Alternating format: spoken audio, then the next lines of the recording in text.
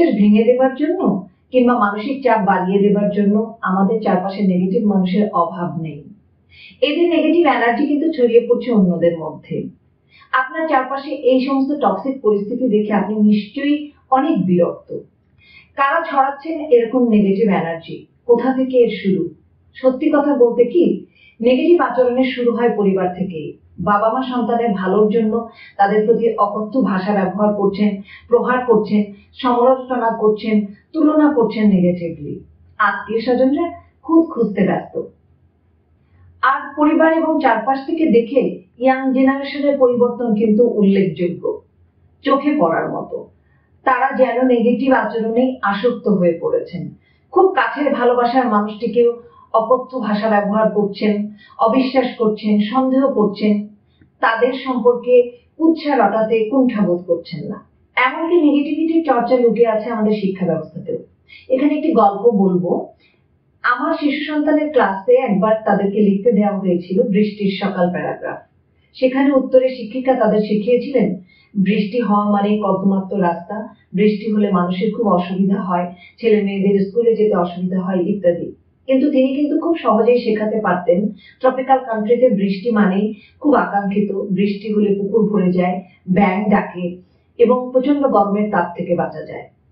খুব অল্প বয়সী সন্তানদের মধ্যে ঢুকিয়ে দেওয়া হচ্ছে অর্থই অনর্থের মূল। ব্যাকরণ বইগুলোতে সুন্দর করে লেখা থাকে অর্থ বাবা মা ভাই বোন প্রিয় মানুষের মধ্যে কোন্দল তৈরি করে, পৃথিবীতে যত অনর্থ ঘটে অর্থ দ্বারা। কিংবা ধরুন সেই জনপ্রিয় পান্তাবুড়িও চোরের গল্পটি, সেখানে আসলে শিশুদেরকে প্রতিশোধ নিতে শেখানো হয়। বাস্তবতা হলো আমাদের জীবনের সর্বস্তরেই নানা ধরনের নেগেটিভ এনার্জি ছড়িয়ে আছে এবং আমাদের চারপাশে রয়েছেন নেগেটিভ মানুষজন।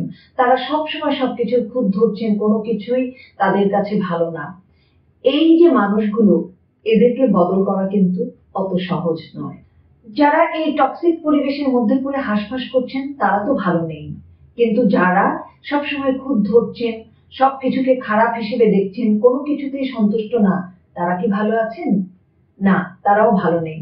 তারা যখন নেগেটিভিটির চর্চা করছেন ঠিক সেই মুহূর্তে তাদের শরীরে প্রডিউসড হচ্ছে কর্টিসল হরমোন এবং তাদের মানসিক চাপ বাড়িয়ে দিচ্ছে। দেখবেন যারা খুব নেগেটিভ এনার্জি ছড়ায় সেই ধরনের মানুষদের কিন্তু ডিপ্রেশন, হতাশা অনেক বেশি। তারা উদ্বিগ্নতার মতো মারাত্মক রোগে ভুগছেন এবং যারা দীর্ঘদিন ধরে কোনো কিছুর ভালো দেখতে পান না, সবকিছুতে খুব ধরেন, তাদের হতে পারে হাই প্রেশার, হার্ট অ্যাটাক এবং স্ট্রোকের মতো কঠিন অসুখ। যারা ভুক্তভোগী, বুলিড হচ্ছেন যত্রতত্র এবং তিক্ততার শিকার হচ্ছেন তারা, এবং যারা নেগেটিভ এনার্জি ছড়াচ্ছেন, এই উভয়ের জন্য পরামর্শ হলো আসলে অন্যকে পরিবর্তনের চেষ্টা করে লাভ নাই, নিজেকে পরিবর্তিত করতে হবে। আসুন আমরা নিজেদেরকে বদলাই। চারপাশের টক্সিক পরিবেশ থেকে নিজেকে বদলাবেন কিভাবে? আসলে আপনার কোপিং স্ট্র্যাটেজিটা বাড়াতে হবে, মানিয়ে নেবার ক্ষমতা বাড়াতে হবে, মানসিক চাপ নিয়ন্ত্রণ করতে হবে, রাগ নিয়ন্ত্রণ করতে হবে এবং দীর্ঘদিন ধরে চর্চা করতে হবে অ্যাসার্টিভনেসের। রাগ নিয়ন্ত্রণ অথবা এই যে পরিস্থিতির সাথে মানিয়ে নেওয়া নিয়ে আপনাদেরকে সুন্দর একটা গল্প শোনাই। আপনাদের প্রত্যেকের নিশ্চয়ই ভারতের রাষ্ট্রপতি APJ আব্দুল কালামের কথা মনে আছে। তিনি তার জীবনীতে একটা সুন্দর গল্প উল্লেখ করে গেছেন। একদিন রাত্রে তিনি ও তার বাবা খেতে বসেছিলেন। তার মা তাদেরকে পোড়া রুটি দিয়েছিল খেতে। তার বাবা মুখ বন্ধ করে সেই রুটিটি খেয়ে উঠে পড়েন। APJ আব্দুল কালাম ভেবেছিলেন তার বাবা কিছু প্রতিক্রিয়া দেখাবেন। বাবা যখন কোনো প্রতিক্রিয়া দেখালেন না, তখন তিনি সেই বিষয়ে জানতে চাইলেন। তখন তার বাবা তাকে বলেছিলেন, একটা জিনিস মনে রাখবে যে তোমার মা এই রুটিটি অনেক পরিশ্রম করে করেছেন। একদিন পোড়া রুটি খেলে কিছু হয় না, কিন্তু আমি যদি তাকে কোনো কটু কথা বলতাম তাহলে তিনি সারা জীবন হয়তো সেটা মনে রাখতেন, ভুলতে পারতেন না। তুমি সবসময় মনে রাখবে জীবন হলো ত্রুটিপূর্ণ জিনিসের সমষ্টি।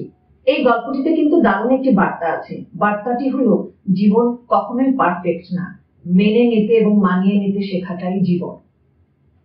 এখানে তার কোপিং মেকানিজমটা কি ছিল?